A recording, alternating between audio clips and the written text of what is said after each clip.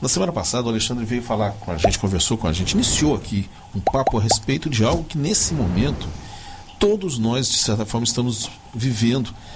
Não talvez na dimensão maior, mas que são medos, fobias. Ele estava aqui explicando e inclusive começaram a surgir algumas perguntas. A gente estava com o horário um pouquinho apertado. Eu pedi a ele para que a gente continuasse esse assunto durante o programa de hoje.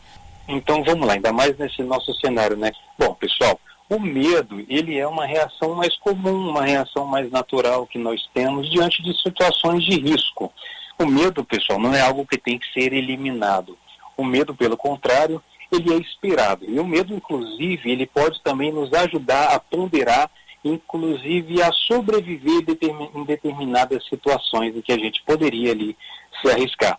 Então o medo, ele aparece, vamos dizer assim, cotidianamente, ele não é algo a ser eliminado, anestesiado, e ele vai ter ali a possibilidade de duas reações. Ou você enfrenta o medo, né? Ou você evita aquela situação, ou o medo faz com que você tenha a fuga em nome da sua própria sobrevivência. E a fobia? Já a fobia, ela não é algo, vamos dizer assim, que tem relação com uma ameaça imediata. Já a fobia é um medo de algo que não é tão fácil de se explicar, mas é um medo de uma coisa específica, mas que nem sempre as pessoas conseguem explicar esse medo. Alguns dizem que como se fosse um medo irracional. Então você vai ter medo de alguma coisa, mas você não consegue explicar, mas aquilo ali te causa um medo, uma ansiedade, você não consegue lidar com aquilo ali. Existem vários medos, né? Várias fobias no caso. Fobia social, fobia de falar em público, fobia de elevador, fobia de alguns insetos, enfim. E já o pânico, por que eu estou trazendo o pânico para falar de medo? Porque o pânico, geralmente, ele aparece quando há medo do medo ou um medo da morte.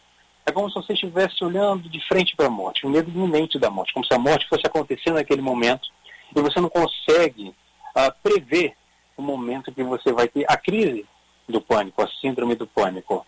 Então eu estou trazendo esses três elementos para que a gente possa conversar, porque também pode ter relação direta com o que a gente está vivendo. Eu queria começar, para tirar algumas dúvidas, começando a falar a respeito da necessidade que existe de existir medo. A gente precisa ter alguns medos, não é isso? A gente não tem, digamos, aliás, desculpe, deixa eu reformular a frase, a gente tem de ter ele presente com a gente, porque senão a gente comete coisas impróprias, comete atos impróprios. O medo, de certa forma, ele é necessário, não é? Isso. O medo ele é necessário para a vida, assim como a dor é necessária para a vida. Eu não entendo por que a gente combate tanto sentir medo e sentir dor, porque eles são importantes. Imagina, Cacá, você não sente dor. E aí você fratura o seu pé. E você continua andando. Você vai piorar a situação do seu pé.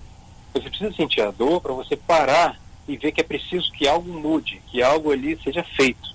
Então, da mesma forma como esse exemplo da dor, o medo ele tem a sua importância. Você não vai se envolver em situações que vão te colocar em risco. Ou se você enfrenta um risco, você consegue enfrentar esse risco com uma melhor ponderação. Então o medo ele tem uma função de sobrevivência. O medo não é algo ruim. Não temos que pegar o medo e dizer que ele tem que ser simplesmente eliminado, anestesiado, mas o medo ele tem a sua importância. Não tem problema sentir medo. Pelo contrário, é até esperado que a gente sinta medo. E sentir medo nesse momento é importante, porque nesse momento de sentir medo, ele também contribui no momento de pandemia, por exemplo, no desenvolvimento de outros afetos, porque o medo é um afeto, como a empatia também. Você entender o medo do outro e você também ter o seu medo acolhido. Então, o medo, ele até melhora, vamos dizer assim, nossos laços sociais, nossa convivência entre a gente faz com que até mesmo ela seja mais ponderada. Então o medo, Cacá, perfeito, ele não é algo ruim e ele é importante mesmo, não só para a nossa sobrevivência pessoal, para como a nossa vida coletiva. Agora eu ia perguntar, já que a gente está falando muito da história da pandemia, eu queria perguntar o seguinte: a pandemia, o momento da pandemia, ela pode nos levar, pode provocar fobia, pode provocar pânico? Pode inclusive, Cacá, desenvolver fobias específicas que vão aparecer com mais frequência a partir dessa pandemia, como por exemplo a fobia social, né? A fobia de, por exemplo, de você estar sempre se higienizando, né, que é o toque, né, você está ali, uma higienização exagerada, o medo do contato com o outro também, né, pode desenvolver monofobia, que é o medo de ficar sozinho, tá? Pode desenvolver a tanatofobia, que é o medo da morte, pode desenvolver, enfim, vários tipos de fobia, muito ligados diretamente com o que está acontecendo. Então, pode ter a fobia do contágio, a fobia social, pode haver sim, pode se desenvolver, por isso que é muito importante a atenção à saúde mental nessa situação de pandemia. Porque os sintomas, eles são progressivos, eles não aparecem de forma imediata. E nós já estamos há mais de um ano de pandemia e nós podemos ter esses efeitos por muito tempo. Então, quanto mais nós trazemos atividades como essa, né, aqui nas segundas-feiras, elucidando esses problemas, pode contribuir para que ele não se agrave ou mesmo não se desenvolva. Porque pode sim desenvolver algumas fobias justamente por causa da pandemia. Alguns artigos eu já até li a expressão coronofobia, que é justamente o medo exagerado, um medo que paralisa a vida da pessoa diante da pandemia. Tá. Para a gente encerrar, você estava comentando aí, e citou a síndrome do pânico. É algo que a gente já ouviu falar, eu já ouvi falar muito sobre síndrome do pânico, mas sinceramente eu não sei do que se trata, não sei como a pessoa pode identificar os sintomas. Você pode explicar para nós um pouquinho a respeito da síndrome do pânico? Claro, vamos falar assim, porque eu já vi ocasiões em que a pessoa tem uma situação de pânico e as pessoas não sabiam o que fazer. Até porque, Cacá, nem sempre a pessoa que tem o desenvolvimento da síndrome do pânico sabe que aquilo ali é um adoecimento psicológico, né? Um padecimento. E às vezes a pessoa procura outros clínicos, outras formas de tratamento. Por quê? Então vamos lá, o que é a síndrome do pânico? A palavra síndrome vem de síndromos, né? Dromos é correr sim para o mesmo lugar, então são vários sintomas que convergem para o mesmo ponto. E quais são esses sintomas, pessoal?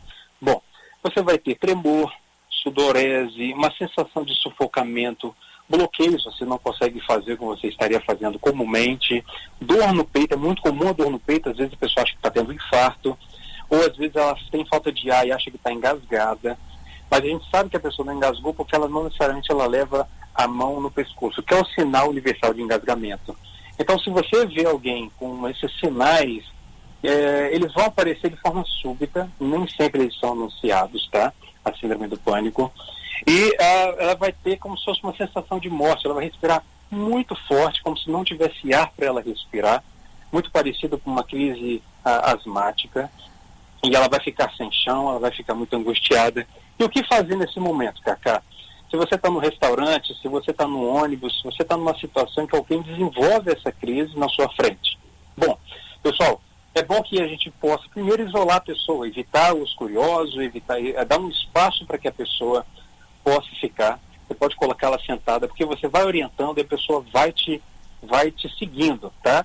E aí você põe a pessoa sentada, você pede para ela te olhar, porque é muito importante para qualquer situação de medo em que haja uma concentração. Então pede para ela olhar, por exemplo, para os seus olhos e ficar olhando para você. E nas situações de medo também, tanto a fobia quanto o pânico, pessoal, é muito importante se concentrar na respiração. Então você vai contar a respiração junto com a pessoa. Inspira 1, expira 2, inspira, respira, enfim. E isso vai fazendo com que a pessoa vá se sentindo mais acolhida, que ela vá retomando, organizando o seu psicológico, vamos dizer assim, e o seu corpo, e assim você vai conseguir acolher aquela pessoa naquele momento de crise, porque é muito comum algumas pessoas irem para pronto atendimento com uma crise dessa, né? Mas se você souber também dar essa assistência para a pessoa que estiver nessa situação, isso já ajuda de forma imediata naquele momento. Então dá espaço, prestar atenção na pessoa, falar com ela, acalmando ela com uma voz calma. Você também não precisa entrar em desespero, senão são duas pessoas com problema, e você vai tentando ajudá-la a voltar à respiração. Para situações como essa, é claro que o diagnóstico tem que ser feito por um profissional, tanto fobia quanto síndrome do pânico. É interessante um tratamento psicológico. Em alguns casos de síndrome do pânico, caso haja diagnóstico, também pode ser feita a associação medicamentosa. Já o medo, não. O medo já é algo que faz parte da vida. Alexandre, obrigado, viu? mais uma vez. Muito obrigado, pessoal. Olha, quem quiser entrar em contato, posso deixar o meu telefone? Claro. Telefone, rede social e tudo mais. Tá bom, é 999431968,